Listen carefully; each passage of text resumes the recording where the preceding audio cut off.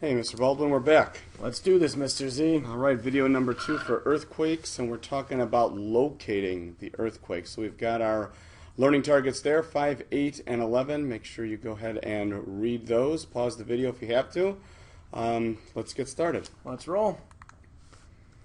All right, so a couple of definitions over here. We have the focus and the epicenter. All right, so when we talk about an earthquake, we have the focus, which is where the actual rupture occurs, and it's inside the earth. Yeah, it's underneath the surface for the most part. Every now and then it's right at the surface. But for the most part, it's under the surface, and it's where basically the seismic energy radiates away from that spot. Yeah, exactly. And then the spot closest to the focus on the surface of the earth is going to be the epicenter. And that's probably pretty, at least a term you've heard on the news. When we've talked about earthquakes, they talk about where the epicenter was. And they'll usually put a dot on a map, and that's the epicenter, which is directly above the focus. So, like, when they show the dot on the map, that's not where the actual earthquake was. It was the spot of the land above where the earthquake was. Okay, exactly. Makes sense. But that would be the place where it was the strongest. Gotcha. Cool. So that's one of the questions I always have when I'm watching the news and they say about an earthquake. Like, how do they figure out where that epicenter was? It's not like there's a big X in the middle of the road where the earthquake happened. Yeah, it isn't. And it's kind of a complicated process. And we're going to be doing it in class a couple of different ways, one through GIS and actually one with a map and compasses.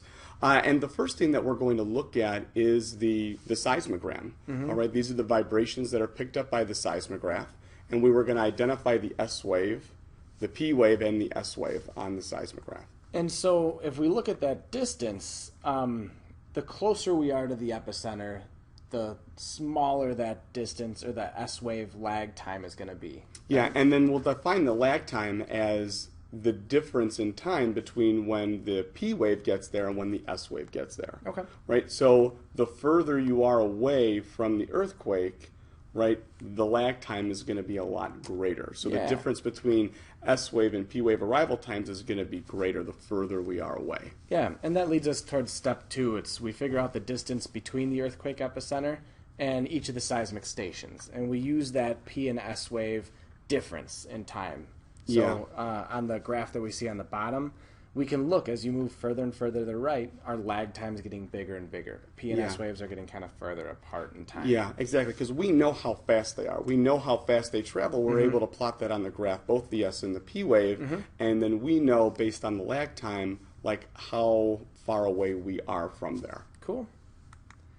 So then from there, if we know where our seismic station is and we know how far away from the earthquake we are, we can say that somewhere in a circle around our station there was an earthquake. Yeah, and if we draw one circle, it can be anywhere on that circle because the seismograph doesn't tell us where it came from. It just picked up the vibration. Okay. Right? So if I then take the data from a second seismic station and then I draw another circle, and I've got two circles next to each other, kind of like a Venn diagram. Oh, yeah. Right? I'm going to have two intersecting points there. So now I've narrowed it down from an infinite number of points to just 2. And then if you take a third seismogram or seismic station, then you can figure out the intersection as 1 point. Yeah, exactly. And where all 3 circles meet is where the earthquake is, and we call that triangulation. Cool. And you can see it in the picture on the right, both of them actually.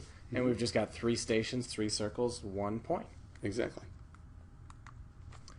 Okay, so now we're talking about the depth of earthquakes, because we can actually find the depth using that triangulation. Actually, you need one more station, you can figure out the depth from there.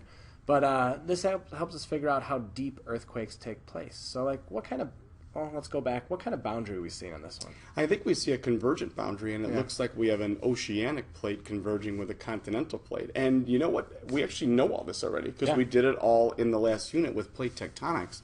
And on the GIS, we really looked at this in a lot of depth.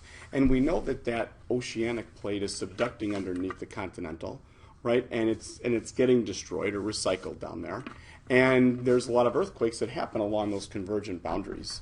And if we were going to measure the depth of the earthquake, like from the coast moving inland, we would see that the earthquakes would get deeper. So the closer you are to that subduction zone, the shallower the earthquakes are going to be. Exactly. And then the further inland you move, the deeper they get. Makes sense. Okay, and there's another type that we see when we're looking at divergent and transform boundaries. Yeah. Okay, these are actually just really shallow earthquakes, only about 20 kilometers deep, because there's no subduction. There's no Exactly. plate driving down underneath the other one. Mm-hmm. Okay. That's it. And that's it. Cool. I think we did a good job. I think we did a great job. All right. Go up over to your class website, and you got a quiz ready to go, and we'll see you guys in class tomorrow. Take care.